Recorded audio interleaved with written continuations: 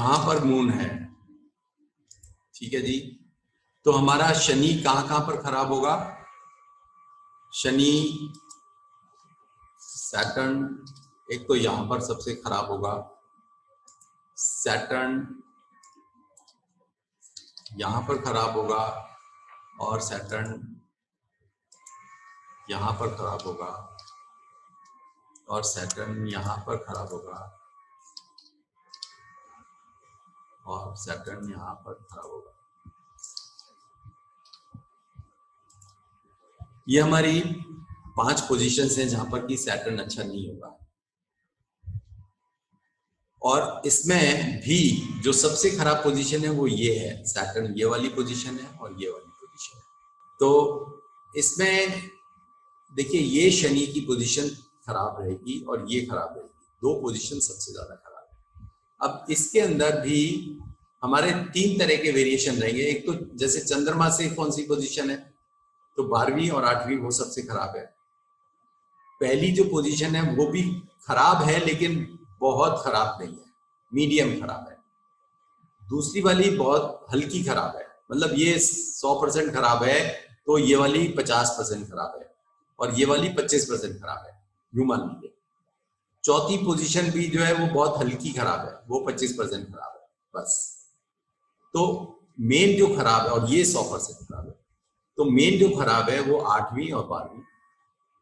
जब चंद्रमा के ऊपर पोजीशन आती है वो कम खराब है और शनि जब दूसरे में आती है तो और कम खराब है। और सिमिलरली लगन से भी यही पोजीशन समझ लीजिए, लगन से भी 12वां सबसे ज्यादा खराब है और लगन में जो है वो कम खराब है, दूसरे में उससे भी कम खराब है, चौथे में बिल्कुल कम खराब है। तीसरा बैठता है फिर राशियां। अब राशियों का भी वेरिएशन रहता है। शनि के लिए कौन कौन सी राशि खराब है? देखिए जो मीन राशि है ये बहुत खराब रिजल्ट देती है, मीन राशि और मेष राशि। मेष राशि में तो नीच का हो ही जाता है, मंगल का है, मंगल से उसकी शत्रुता है, ठीक है ना। वृष और मिथुन ये उसकी मित्र राशियां हैं, तो यहाँ पे कम खराब, यहाँ पे मतलब ये न्यूट्रल हो जाता है एक तरह से। मित्र के घर को जो कोई एक यूं समझ लीजिए, एक जो खराब आदमी है ना, जो यूं मान लीजिए चोर डाकू होगा ना, वो अपने मित्र के घर को कभी नहीं बिगाड़ेगा। ये आपको चार्ट दिखाई दे रहा है ना बाय द वे? कोई एक ओके करते हैं। हाँ जी सर, हाँ जी सर। हाँ, तो इसमें मैं ये कहना चाह रहा था कि आपको 2 और 3 में ये फ्रेंड्स का घर है। 2 और 3 में ये ज्यादा खराब, ये अच्छा ही करता है क्योंकि फ्रेंड्स के घर को अपने को बचाता ही है। मतलब जो एक खराब आदमी है ना, वो अपने मित्रों के घर को खूब बचाता है, अपना घर बचाएगा और अपने मित्रों का बचाएगा, और जो शत्रु है उनके घर को खूब लूटेगा।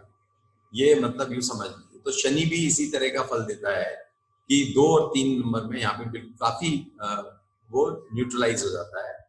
और 4 और 5 में ये यहाँ पर तो मतलब 4 नंबर और 5 नंबर में चंद्रमा के घर को और सूर्य के घर को, सूर्य के घर को तो बिल्कुल ही ज्यादा, सबसे ज्यादा जो डिस्टर्ब करता है तो सूर्य के घर को करता है। मंगल के घर से भी ज्यादा सूर्य के घर को डिस्टर्ब करता है। यहाँ पर जाके वो एकदम तीखा हो जाता है, मतलब सारे जो बदले लेने हैं वो ले लेता है। ऐसे ही चंद्रमा के घर।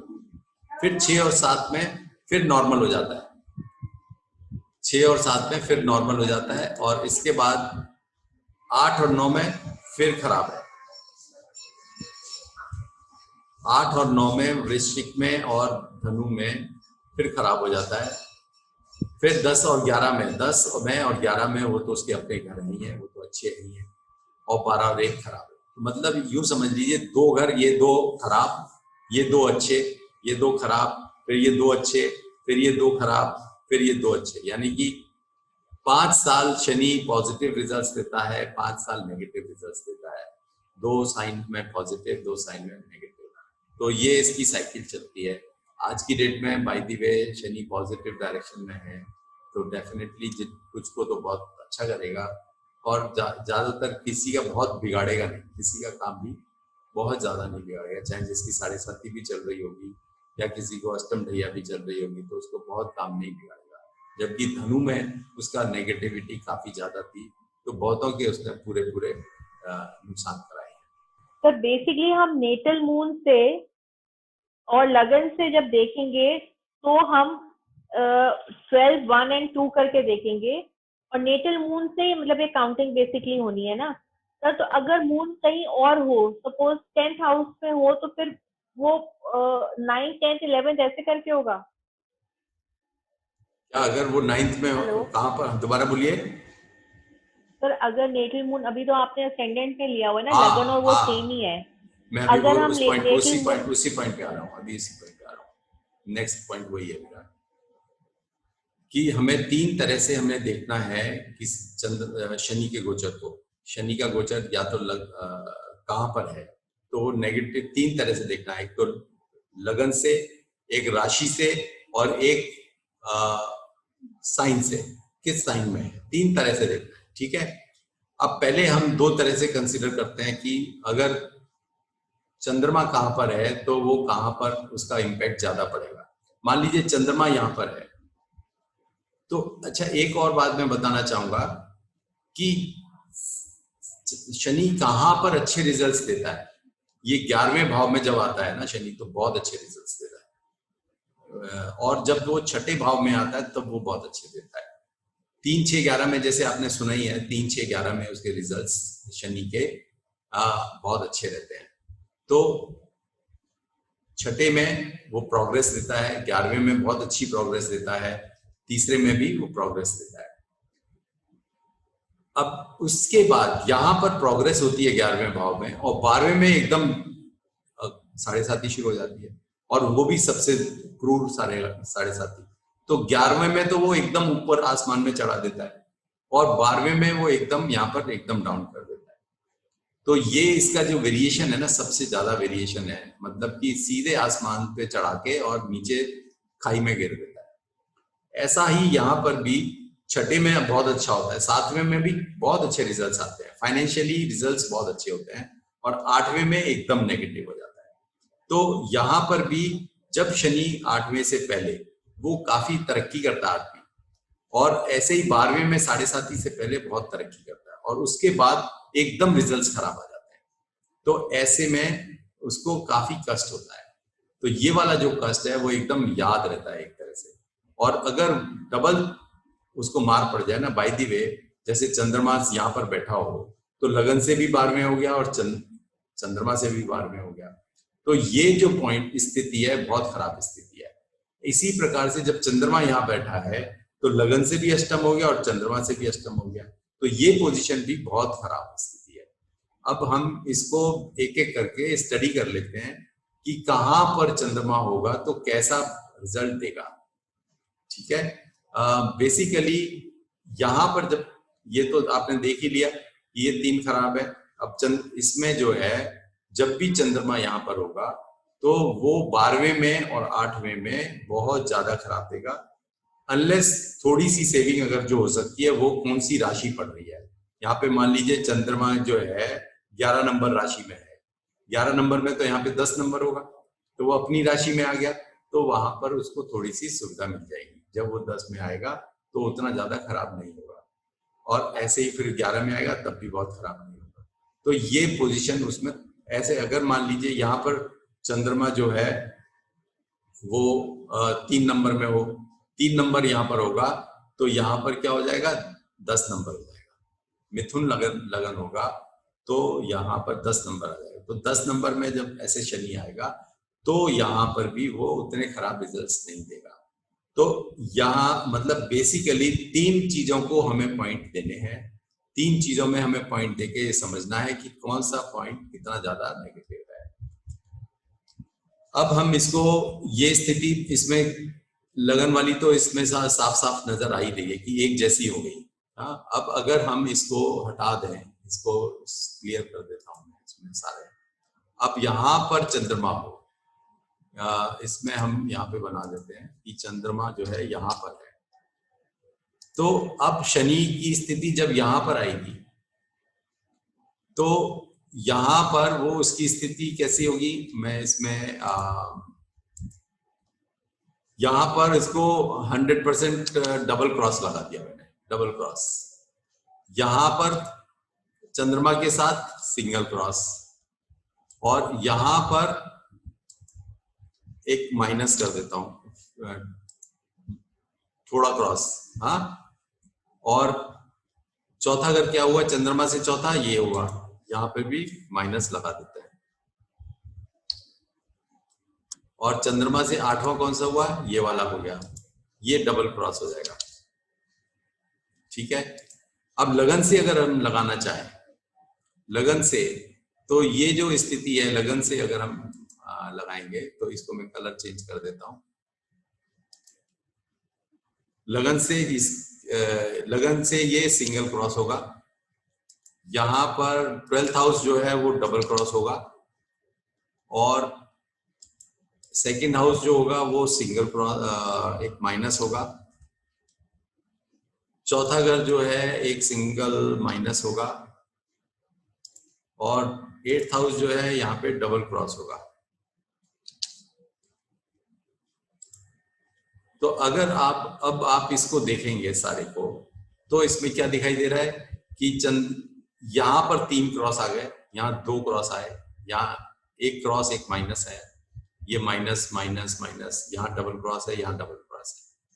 तो बेसिकली सबसे अगर किसी की 7.5 चल ही नहीं रही होगी तो क्या करेंगे फिर? मतलब शनि जैसे यहाँ पर बैठा होगा, या यहाँ शनि गोचर में यहाँ पर होगा, या शनि यहाँ कभी तो चलेगी ना, ऐसा तो नहीं हो सकता ना कि कभी आए भी 7.5। शनि तो चक्कर काटते ही रहेगा ना, 30 साल में तो एक बार 7.5 आनी है ना। 30 साल का उसका साइकिल है, तो 30 साल में तो घूमेगा ही। तो एक विदाउट 7.5 के, जैसे अभी अगर चल रही हो, जैसे मेष लगन, मेष उसका चंद्रमा बैठा और उसका लगन दृष्टा भी हो, हाँ, तो उसका 8th और 9th दोनों में एक्टिवेट होगा इस टाइम पे। दोबारा बोलिए क्या?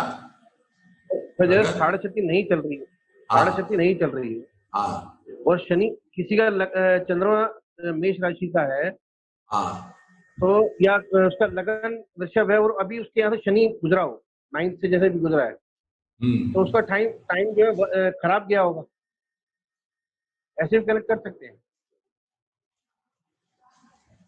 नहीं, वृष लगन हो, अभी थोड़ा सा आप सुन लीजिए एक बार मेरे ख्याल से ना, क्योंकि फिर बीच में ब्रेक करेंगे तो चलेगा नहीं।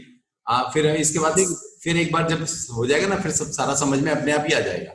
ऐसा कुछ नहीं है, इसमें कोई लंबी चौड़ी विद्या नहीं है, ये बस सिंपल है, सिंपल कैलकुलेशन है कि हमने ये देखना है कि चंद्रमा से कहां पर है और ये लगन से कहां पर है। लगन से ये रेड वाले लगा दिए, चंद्रमा से जो है वो ब्लू वाले लगा दिए, ठीक है जी। तो यहाँ पर भी नेगेटिव हो गया, ये भी नेगेटिव हो गया, ये भी नेगेटिव हो गया, लेकिन मोस्ट नेगेटिव कहां पे हो गया, ये हो गया। मोस्ट नेगेटिव जो है रिजल्ट्स इधर आएंगे, मेष पहले घर में मेष वृष मैंने फाइनल नहीं किया है, अभी मैंने राशि के हिसाब के नहीं लगाया, ये तो हाउस नंबर लिखा हुआ है 1 2 3 4, ठीक है। तो यहां पर ये जो है इस पोजीशन में 3 क्रॉस आ गए यहाँ पर।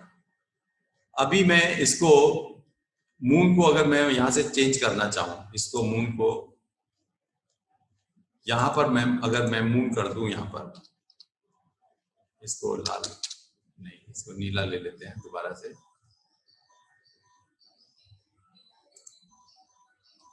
मून अब ये यहां पर आ गया मान लीजिए, तो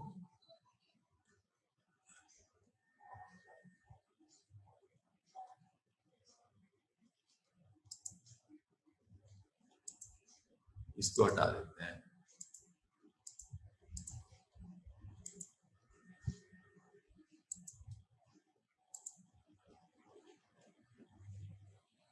ये लिखे रहेगा,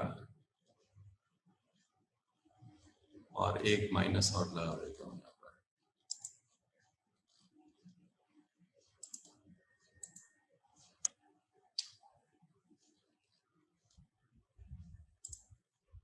अब मान लीजिए मून यहां पर है,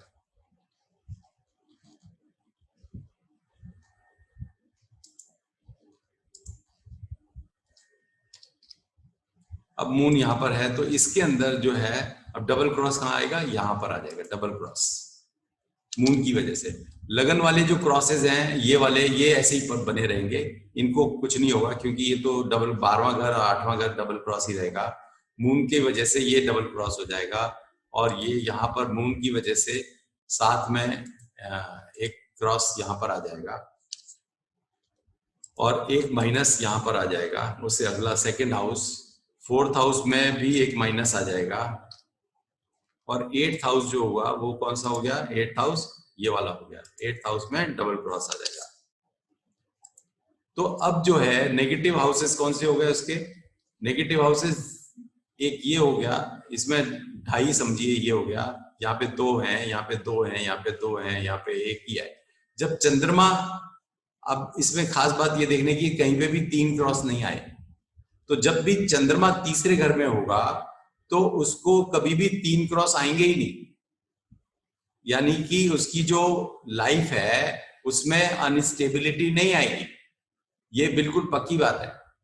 जब भी किसी की पत्री में भी चंद्रमा जो है अगर थर्ड हाउस में होगा, फर्स्ट हाउस में होगा तो वहां पे तो बहुत 4-4 क्रॉस आ जाते हैं। फर्स्ट हाउस में जब अगर चंद्रमा होता है तो डबल क्रॉस यहाँ पे हाउस का आ गया और चंद्रमा से भी डबल क्रॉस आ गया तो 4 क्रॉस आ जाते हैं। तो ये पोजीशन उसकी बहुत खराब हो जाती है। ऐसे ये वाली पोजीशन भी बहुत खराब हो जाती है। तो चंद्रमा जब लगन में होता है तब उसका जब भी कभी तो बहुत अच्छा टाइम आएगा, कभी बहुत खराब टाइम आएगा। चंद्रमा दूसरे में होता है तो कभी उसका खराब टाइम आता है, अदरवाइज उसका ठीक टाइम रहता है। चंद्रमा जब तीसरे में होता है तो उसका बहुत खराब टाइम आता ही नहीं है। ये परमानेंटली पूरी लाइफ लॉन्ग में ऐसा रहता है, क्योंकि कभी भी उसको डबल क्रॉस से ज्यादा नहीं मिलता है। तो उसको कभी भी, आपने ऐसा देखा भी होगा कि कुछ लोग ऐसे होते हैं जिनकी लाइफ बड़ी आराम से निकल जाती है और कुछ लोग ऐसे होते हैं जिनकी लाइफ में अप्स एंड डाउन्स ही होते रहते हैं। तो जिनकी लाइफ में अप्स एंड डाउन्स होते हैं वो जो है बेसिकली उनकी पत्री ऐसा होता है कि उनका चंद्रमा जो है लगन में बैठा होगा, या अभी आप देखेंगे कि इसी तरह से अगर मैं सारी एक्सरसाइज करता हूं तो आपको देखेंगे कि 5वें घर में और 9वें घर में जब चंद्रमा होता है तब भी वो बहुत ज्यादा उसमें वेरिएशन आते हैं। क्यों? उसमें 4-4 क्रॉस आते हैं, क्योंकि जब 9th हाउस में चंद्रमा होता है यहाँ पर तो ये 8वां घर जो है ना उसका 12वां हो जाता है, चंद्रमा से 12वां।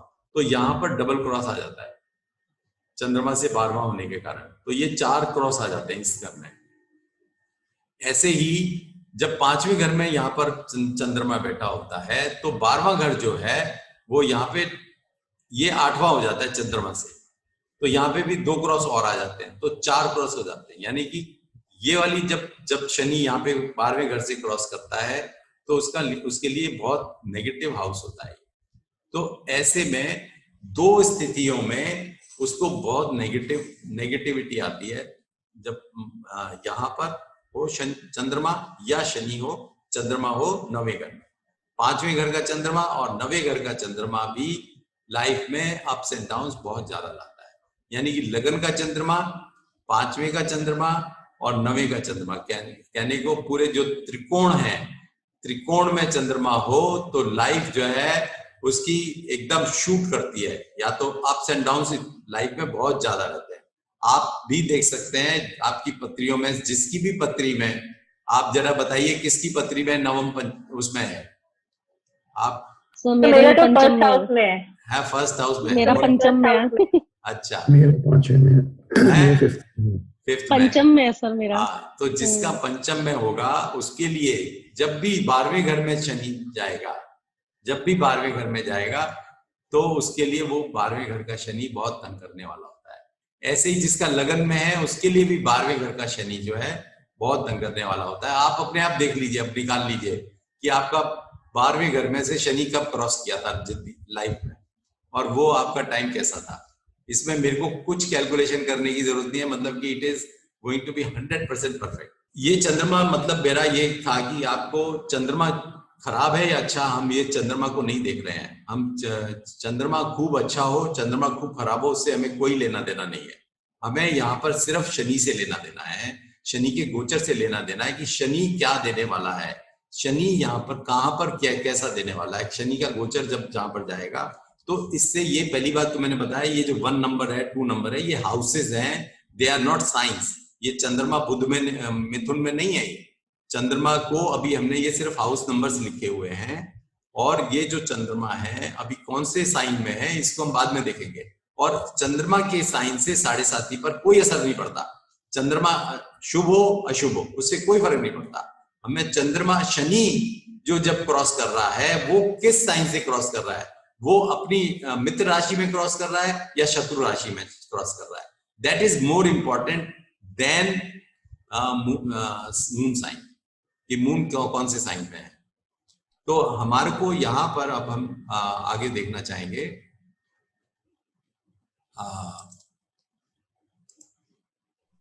एक बार मून को अब हम आगे मूव कर लेते हैं थोड़ा सा, क्योंकि हमें आपको थोड़ा सा प्रैक्टिस हो जाए जिससे कि कहां पर मून कैसे फल देता है। जैसे यहाँ पे अगर मून लिखा है तो यहाँ पर ये सिंगल क्रॉस देगा, जहां पर भी मून होगा वहां पे वो सिंगल क्रॉस देगा, और यहाँ पर जो है वो डबल क्रॉस देगा, और यहाँ पर एक माइनस मैंने लिख दिया हाफ क्रॉस मान लीजिए इसको, और इससे चंद्रमा से अष्टम भाव जो है वो यहाँ पे डबल क्रॉस हो गया। और चौथा जो है ये भी एक माइनस साइन। इस पत्री में भी देखेंगे तो आपको डबल क्रॉस से ज्यादा कहीं पे भी नहीं दिखाई दे रहा। यहाँ डबल क्रॉस है, यहाँ डबल क्रॉस है, यहाँ डबल क्रॉस है, ये डबल क्रॉस है। So there is nothing more than double cross. तो चंद्रमा जिसका चौथे घर में होता है उसमें भी 7.5 जब भी आती है तो वो बहुत भयंकर 7.5 नहीं होती है। उसकी 7.5 कष्टदायक होती है, लेकिन इट डजंट मीन कि वो बहुत ज्यादा स्ट्रांग होगी। उसको वो 7.5 प्रॉब्लम तो देगी, लेकिन तब भी ऐसी नहीं होती कि वो सब कुछ उजड़ जाए, ऐसा नहीं होता। अब एक पोजीशन में और देखिएगा। अब खास तौर से मैं आपको now this way you can calculate this. मैं सारे 12 भावों का कैलकुलेट करना नहीं जा रहा हूं, बस एक दो पोजीशन और मैं कैलकुलेट करना चाहूंगा आपके साथ। बाकी आप अपनी होमवर्क कर लीजिएगा इसको। यहां पर अगर मून होता है तो उसके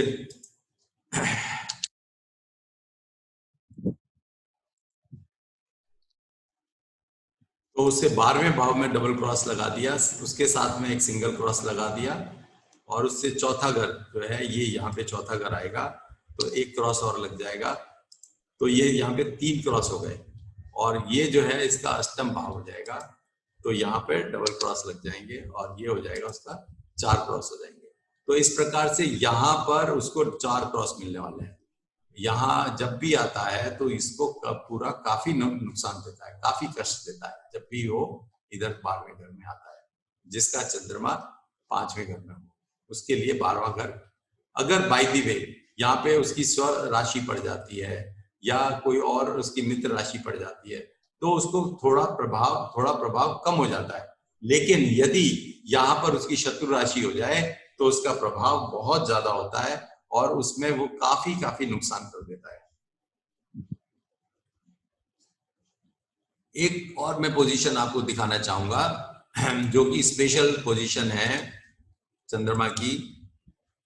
आप जो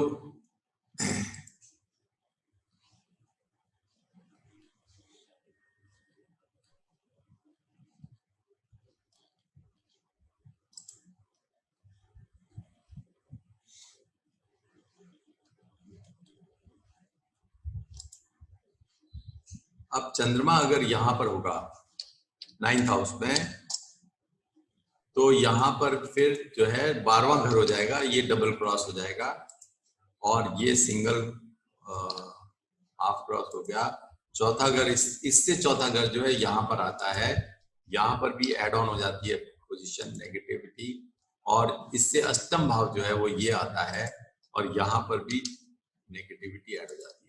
यानी कि जब भी चंद्रमा यहाँ पर हो 9th हाउस में हो तो उसके लिए चौथे घर का शनि में गोचर और 8वें घर में, ये 8वें घर में गोचर, 8वें घर का गोचर तो बिल्कुल सब कुछ खत्म कर देता है। अगर बाय द वे यहाँ पे शत्रु राशि हो तो बिल्कुल सब कुछ खत्म कर देता है।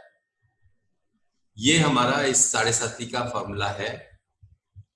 अब हम इसको थोड़ा सा अप्लाई करके देखेंगे। अप्लाई मतलब इसके कुछ एग्जांपल्स देख लेते हैं तो आपको समझ में आ जाएगा कि वाकई में ये ऐसा हो रहा है कि नहीं हो रहा। दूसरी बात यह है कि साढ़े साती में ना देखिए, जब भी आपको फल देने हैं तो पहली साढ़े साती बचपन की होती है, पहले 30 साल में आएगी। पहले साढ़े साती का जो पहला साल है, नॉर्मली पहले साल में ही अगर साढ़े साती आ गई दूसरे साल में, तो उस समय हेल्थ खराब रहेगी और कुछ नहीं हो सकता उसको। वहां पे बच्चे को थोड़ी मालूम है कि फाइनेंस क्या होता है, तो उसमें वहां पे फाइनेंस लॉस कहना या होना बेकार है। हेल्थ की डिस्टरबेंस थोड़ी देर बाद आती है, मान लो जो 10 साल की 15 साल की एज पे आती है या 20 साल की एज पे, तो वो एजुकेशन का लॉस होता है। और अगर 25-30 साल की एज पे आती है तो प्रोफेशनल प्रॉब्लम्स आती हैं उस समय। उसके बाद 30 साल के बाद जो दूसरी साढ़े साती आती है, तो दूसरी साढ़े साती सबसे भारी उसके अपने ऊपर होती है। पहली साढ़े साती कही जाती है कि अपने माँ बाप के ऊपर भारी है, क्योंकि वो माँ बाप ही उसका जो उसको कष्ट होता है बच्चे को, और झेलते माँ बाप है, सहना माँ बाप को पड़ता है। अगर बीमार बच्चा पड़ेगा तो माँ बाप को ही तो सहना पड़ेगा। ऐसे ही एजुकेशन में भी प्रॉब्लम आएगी तो माँ बाप को ही चिंता होती है। तो पहली जो साढ़े साती है, चाहे बच्चे के ऊपर है, प्रॉब्लम बच्चे के ऊपर है, लेकिन सहनी माँ बाप को पड़ती है। दूसरी साढ़े साती अपने ऊपर होती है, 30 से 60 साल के बीच में आती है, जिसमें कि फाइनेंशियल लॉसेस का सबसे ज्यादा बड़ा अंदेशा रहता है। और जो तीसरी साढ़े साती है वो फिर दोबारा नॉर्मली आदमी जब आउट ऑफ जॉब हो जाता है तो फिर वो जो है उसकी प्रोफेशन की बजाय हेल्थ के ऊपर उसका असर ज्यादा रहता है, और वो जो कहते हैं कि वो बच्चों पर होती है। तो अपनी साढ़े साती वो बच्चों पर होती है। और नॉर्मली तीसरी साढ़े साती में अगर आपके पेरेंट्स हैं, या नॉर्मली किसी भी साढ़े साती में, दूसरी में पहली साढ़े साती छोड़ दीजिए, दूसरी और दूसरी साढ़े साती में भी कई बार पेरेंट्स चले जाते हैं। अगर ग्रैंड पेरेंट्स हो तो वो तो चले ही जाते हैं। दूसरी साढ़े साती में आपके ग्रैंड पेरेंट्स सर्वाइव नहीं करते, तीसरी साढ़े साती में पेरेंट्स सर्वाइव नहीं करते हैं, और बच्चों के ऊपर हमारी साढ़े साती आती है। नॉर्मली कष्ट जो होता है वो हेल्थ से रिलेटेड ज्यादा होते हैं। तो ये एज रिलेटेड मान लीजिए, और वैसे मान लीजिए, इसका ऐसा नहीं है कि आपको जो कष्ट है ये मतलब ये एस्ट्रोलॉजी नहीं है, ये साइकोलॉजी ज्यादा समझ लीजिए। साइकोलॉजिकली हम ये कह रहे हैं कि इस तरह के रिजल्ट्स इनके होते हैं। और एक और बात बता दें कि जब भी जिस एज में शनि चंद्रमा के ऊपर आता है, स्टूडेंट लाइफ में अगर आता है, आप देख लीजिएगा कि उनके उस साल में रिजल्ट्स जो हैं वो थोड़े से वीक हो जाते हैं। अब 90% वाले का 80% रह जाएंगे, और जो 80% वाला होगा उसके 70 रह जाएंगे। मतलब कुछ ना कुछ वेरिएशन आएगा उसमें, कोई ना किसी कारण से व्यवधान आता है एजुकेशन में। और एडमिशंस वगैरह, अगर मान लीजिए किसी का चंद्रमा से शनि छठे घर में बैठा हुआ है, तो छठे घर में बैठा है तो शनि को 17.5-18 साल लगेंगे चंद्रमा के ऊपर आने में। यानी कि that is the peak time कि वो 12th में होगा और उस समय एडमिशन देख रहा होगा। तो that time also gives the same problem कि एडमिशंस में समस्याएं आती हैं। तो एक शनि को देखकर हम ये बता सकते हैं कि इस समय में आपका ऐसा हुआ होगा।